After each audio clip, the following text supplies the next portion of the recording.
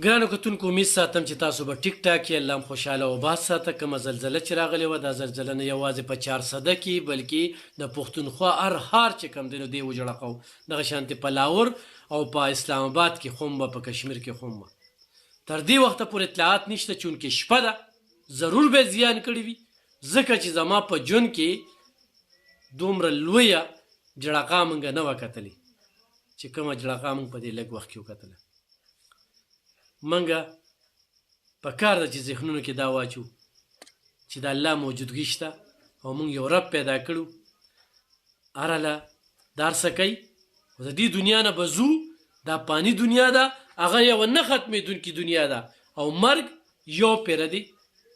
نو چې د حق ملګرتیا وکړو، رښتیا ووایو، د مظلومو ملګرتیا وکړو او روجه را روانه ده. الله پاک دې موږ په دغه روجه کې ژوندي وساتي.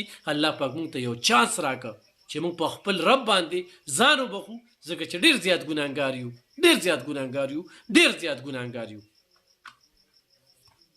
لاول به ځان یاد کړه او بیا به نور خلک. منافقت، کینه، انا، بغض، حسد دا په موږ کې شته. مسلماني صرف په نوم باندې، صرف په نوم باندې. دا حقیقت دی. قبضه، مافیا، غلا، ملاوټ دا په موږ مسلمانانو کې او په خاصه توګه پښتنو کې. خو الله پاک موږ له یو جټکه راکړه چې سم شي، سم شي، د الله د قهر نه ویریږي. الله دې کي چې موږ د الله د قهر نه ویریږو. ډېر زیات ګناهګار یو. ګرانو کتونکو بیا وایم چې مرګ یو پیره دی. راځئ چې د حق ملګرتیا وکړو، د مظلوم سره ودرېږو، د ظالم خلاف اواز پورته کړو. دا کم ظلمونه چې روان دي، کم بربریت چې روان دی، کم جبر چې روان دی، کومه دوکه چې روانه، کومه پراټ چې را روان دی، او د هغې خلکو مخه ونیسو. څوک چې د ملک سره هم غدار دی، د قام سره هم غدار دی.